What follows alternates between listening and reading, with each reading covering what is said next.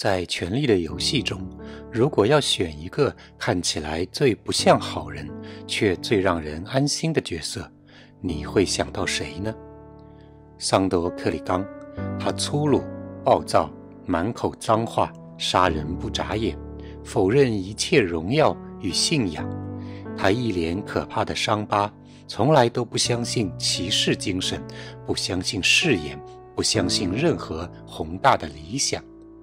但奇怪的是，当真正的危险来临，当孩子、弱者、无力反抗的人站在血腥世界的边缘时，站出来的往往就是他。欢迎来到心理尽头。在《权力的游戏》里，桑铎从第一季就开始登场，许多人第一眼看到他都会觉得这一定是一个反派。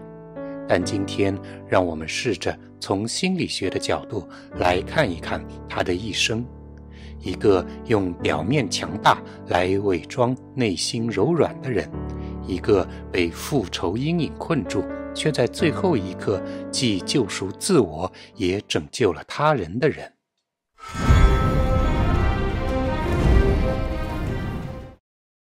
桑铎一生最深的创伤不是战争，不是贫穷，而是童年里的亲密暴力。他的哥哥格雷果·克里冈把他的脸按进火里，仅仅只是因为他偷玩了哥哥的玩具。那一刻，他不仅失去了半张脸，也失去了对这个世界最基本的信任。伤害自己最深的竟然是自己的哥哥。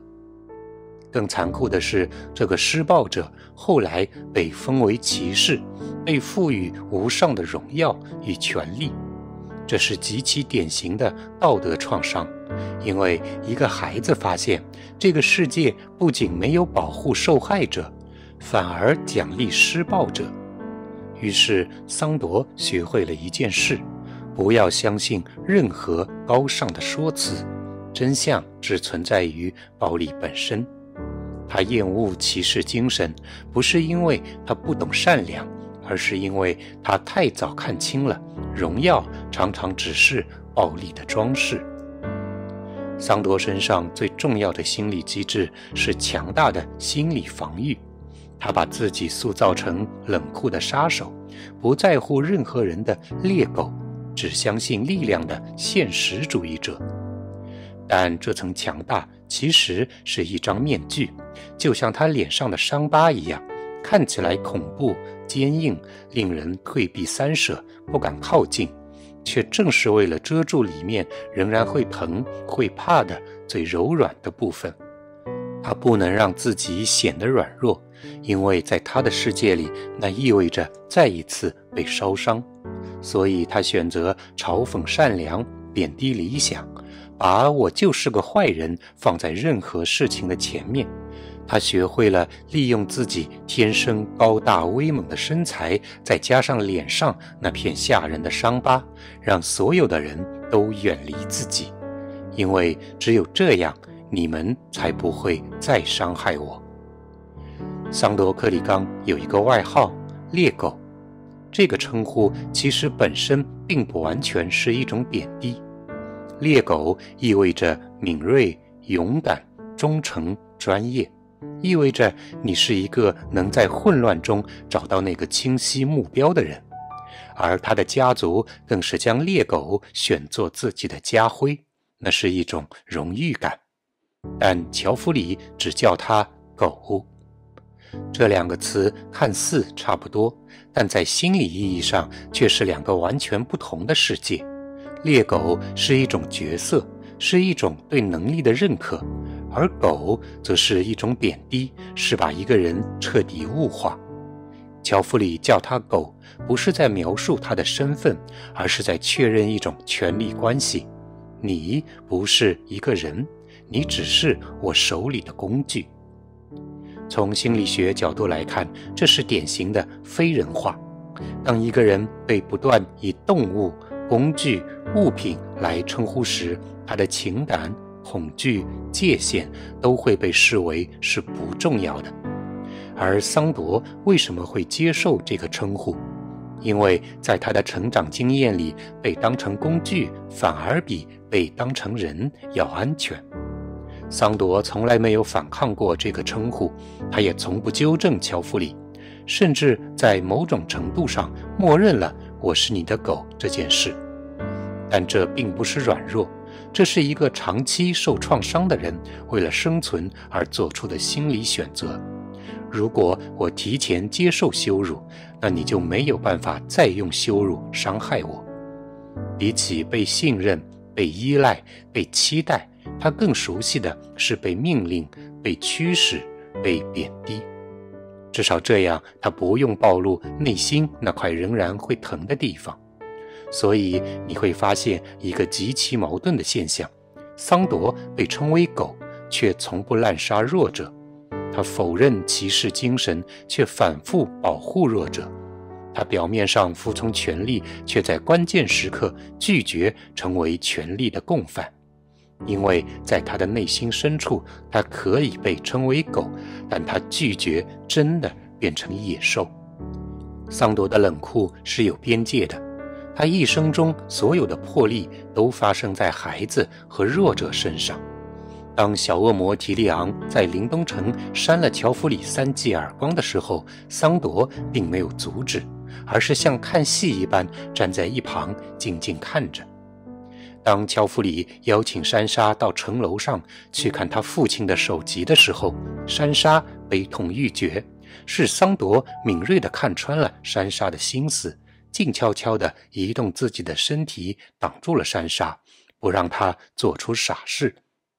在君临城发生暴乱的时候，当暴民失控，秩序崩塌，所有人都把目光聚焦在乔弗里身上的时候，救下珊莎的不是骑士，不是护卫，不是任何贵族，而是桑朵，而且没有任何人命令他这样做。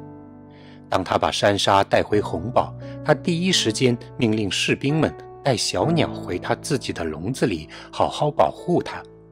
而当提利昂对桑朵表示感谢时，桑朵却说：“我这么做不是为了你。”不久之后，在斯坦尼斯围攻君临城的战斗中，桑朵在令他恐惧的火光中看清了权力的真相，他本能地离开了战场。很多人都觉得桑朵外强中干，是个胆小鬼，但是他在临走前对珊莎说的那些话，让我们得以瞥见桑朵内心的真实。他告诉了珊莎权力的真面目，他告诉她这个世界杀戮的真相，他甚至愿意带走珊莎，他承诺会带她回林东城，并在一路上确保她的安全。这是他人格中最重要的一点，他不为荣耀行动，但却会为真实的痛苦而行动。和艾莉亚的同行，则是桑朵一生中最赤裸的旅程。他们都愤怒、受伤，都是孤独的一个人。但不同的是，艾莉亚还在相信复仇能够重建秩序，而桑朵的内心已经开始渐渐地发现，复仇只会吞噬自己。一路上，桑朵看似仅仅只是想带着艾莉亚去找史塔克家要赎金，但真相是他一路都护着艾莉亚，甚至他一度都拦着艾莉亚，不想让她学会杀人。但当他发现自己无力阻拦艾莉亚的时候，他开始改变策略，开始试图让艾莉亚理解自己的过往对她造成了什么样的影响。或许你会说，桑朵在旅途中曾经重伤了一户收留他们的农户，并直接导致了这一家父女2人的死亡。这一幕非常残忍，艾莉亚无法接受，愤怒、失望，又非常的震惊。但桑朵没有辩解，没有美化，也没有道德说教，他只是让艾莉亚看到一个事实，在史上最寒冷、最漫长的冬季里，这户人家活不下去。这是一种来自经验和理智的判断。如果艾莉亚和桑朵跟他们一起过冬，很有可能也挨不下去。而抢走他们仅有的钱财，桑铎可以保证让艾莉亚在接下来的旅程中过得稍稍好一些。而这也是桑铎教给艾莉亚的另一课：有时候活着就是要承受肮脏。桑铎明明可以一剑杀死那个男人，但他没有这么做，他只是打伤了他，甚至他没有动那个孩子一下，他允许他去照顾受伤的父亲。或许在他的心里还保留着一丝幻想，眼前的这个男人可能还有办法活下去。从心理学角度来看，这一次桑铎不是在教艾莉亚变坏，而是在戳破复仇能让一切变好的幻象，而他自己正是被这个幻象困了一辈子的人。在那之后，桑铎带着艾莉亚辗转寻找史塔克家的下落，却在路上遇到了布雷尼。彼时布雷尼正在做的事情与桑铎一样，他也发誓要保护好史塔克家的女孩。桑铎和布雷尼发生了争斗，在我看来，那段打斗其实是桑铎与布雷尼两个人之间在各自的身上看到了彼此。桑铎丑陋不被世人接受，那也是布雷尼一生的阴影。布雷尼作为那个时代的女性，也不被世人所接受，只因为她个子高不漂亮。于是她一生都在回避这些东西，一生都在用忠诚与正直来伪装自己。布雷尼不是真正的骑士，但却带有勇敢忠诚的真正的骑士精神。曾几何时，当桑铎在劳勃国王的比武会上出手救下百花骑士的时候，面对对方的感谢，桑铎冷冷地回答：“我不是爵士。”那是桑铎一直都在排斥的东西。桑铎被布雷尼打败，身受重伤。他曾经瞧不上的骑士精神，这一刻却让他面临暴尸荒野的窘境。他恳求艾莉亚给他一个痛快的，但他却不知道，正是被他自己隐藏在恐怖的面具之下的那个真实的内心，在这一路上也逐渐开始唤醒艾莉亚。那个把兰尼斯特一家都放在自己那份长长的死亡名单上的小姑娘，曾经在赫伦堡明明有机会能够杀死泰温，终结这场战争，却没有下手。此时此刻，又怎么可能会忍心对照顾了自己一路的桑铎痛下杀手呢？艾莉亚做出了桑铎对农夫做过的相同的举动，她放任他身负重伤，一个人躺在那里。也许此时的桑铎并没有意识到，原来自己也可以有能力影响他人。在那之后，桑铎的人生开始加速转变。他并没有暴尸荒野，他奇迹般地被救了起来。在那段短暂的时光里，他跟随他的救命恩人过起了从未体验过的平静生活。在那个群体里，没有人害怕他脸上恐怖的伤疤，相反，所有人都欢迎他，因为他个子高，身体强壮，力气足够大，能够干很多的活。那段时间，桑铎过得简单而平静，没有权力，没有争斗，没有命令，没有战争。他每天和大家一起工作、修房子、劈柴、生火、吃饭。或许这也是许多人心中向往的生活，但那段时间对桑铎来说，更是一段意义非凡的心理治愈过程。那段时间里，桑铎心里潜藏着的对复仇的渴望被暂时搁置了。只是这一次短暂的平静再一次被打破，桑铎因为独自砍柴躲过了一劫，而其他所有人都被3个匪徒杀死。这再一次点燃了桑铎内心复仇的火焰。他提着砍柴的斧子，气愤地找到了那3个人，要为所有无辜的死者报仇。而也是这一次，让桑铎借助兄弟会看到了自己生命中还有比复仇更重要的事。他在火焰里看到了自己的使命，他加入了去绝境之墙的队伍。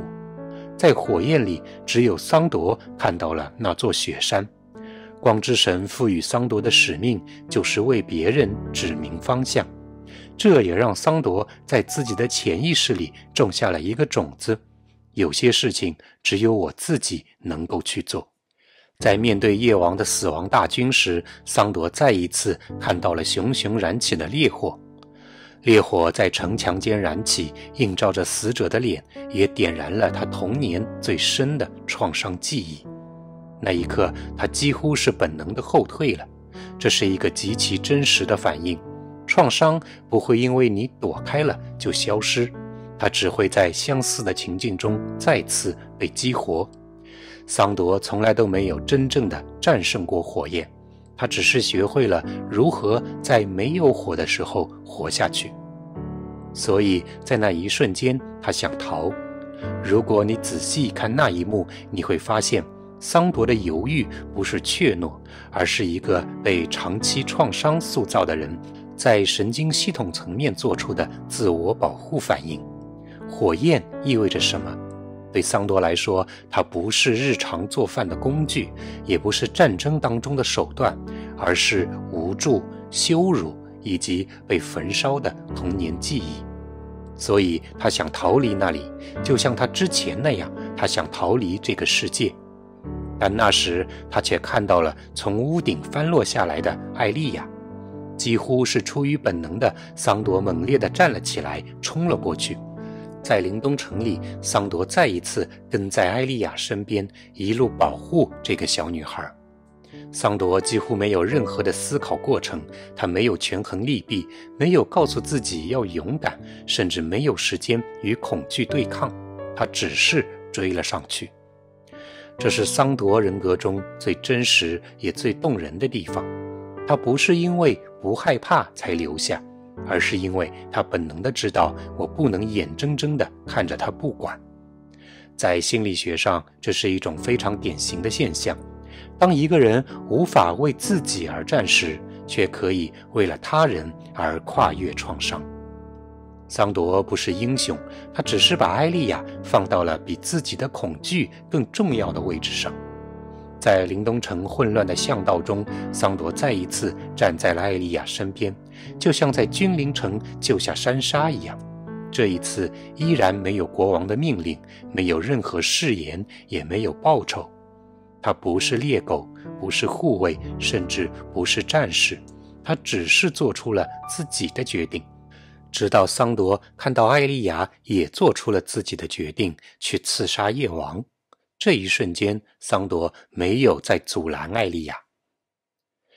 他们两个再一次相遇的时候是在君临城，艾莉亚要去找瑟西复仇，而桑朵要去找自己的哥哥魔山。桑朵的这一生都活在魔山的阴影里。魔山比桑朵更加高大威武，他是长子，他拥有一切，家族的继承权、荣耀、地位，所有的辉煌。就是这样的哥哥，却还是为了一个玩具，深深地伤害了自己。对桑朵来说，那不是单纯的仇恨，而是一种更深层的东西。那是他的创伤未被整合和治愈的恐惧。心理学告诉我们，真正支配一个人的往往不是事件本身，而是那个事件在我们心里留下的没有被处理好的部分。对桑朵来说，魔山不是一个敌人，而是一种象征，象征着暴力、羞辱、失控，以及那个在火焰中无力哭喊却无人拯救的自己。所以他一生都在逃，他逃离火焰，逃离亲密关系，逃离情感，也逃离真正的自我。所以桑朵最后的选择不是为了复仇，而是为了终结这个无休无止的循环。很多人以为桑朵最后去找魔山是为了复仇，但如果你仔细看，你会发现他已经不再愤怒了，那是一种更安静、更决绝的状态。甚至在最后一刻，桑朵笑了出来。他不是为了赢，也不是为了活下来，他只是知道，如果不在这里停下，这个阴影会继续吞噬他的世界。这正是荣格所说的与自己内心深处的阴影对决，不是杀死他，而是直面他，并为此付出代价。就在最终面对哥哥、面对火焰之前，桑铎拦下了艾莉亚，就像在第1季的时候他在城楼上拦下了珊莎那次一样。只是这一次桑铎不再沉默，他以半命令的口吻让艾莉亚离开红堡，让她不要跟他一起走向复仇。这不是懦弱，而是他一生中最清醒的时刻。桑铎最终承认，也用行动亲自告诉艾莉亚的事情就是，复仇这条路只会通向毁灭。他选择以身入局，不是为了胜利，也不是为了正义，而是为了终止这条创伤的循环。桑铎从来都没有被真正的治愈过，但他在最后一刻选择不把自己的创伤传递下去。在这片混乱里，桑铎克里冈这个猎狗找到了最清晰的目标，不能让艾莉亚变成另一个猎狗。桑铎的一生不是关于荣耀，而是关于如何在被烧伤之后仍然不把这个世界一起点燃。他用一个看似强大的面具来保护真实自我的那份柔软，用粗鲁的话语来遮盖自己生就的善良，用无声的行为去抵抗这个世界的虚伪。他没有成为英雄，但他守住了人性，也成为了观众最喜欢的角色之一。桑铎从来都没有改变过，他一直都是那个柔软的人。如果你也曾用冷漠保护自己，用愤怒抵挡恐惧，用我不在乎来掩盖内心的柔软，那或许你也能在桑铎身上看到令你触动的东西。感谢收看今天的心理镜头。如果你也喜欢今天的内容，请给我点赞并订阅我的频道。你的支持对我来说非常重要，同时也是我继续下去的最大的动力。如果你有其他不同的想法，或是你希望看到其他任何的内容，欢迎你在视频下方留言。我们下期节目再见。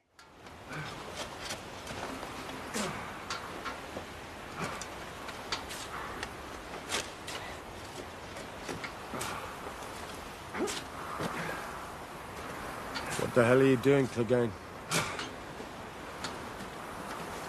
Burying the dead.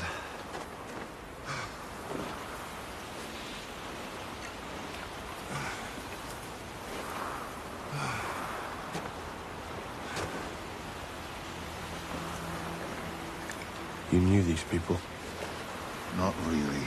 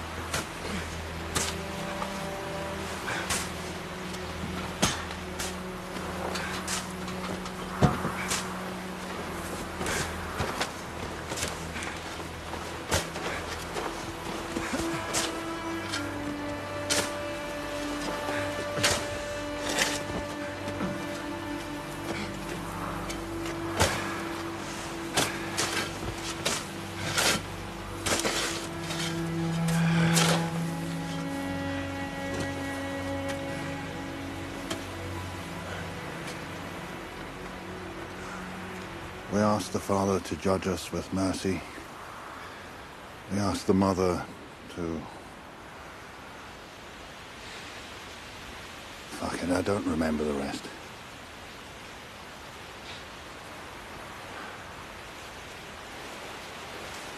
I'm sorry you're dead. You deserve better. Both of you.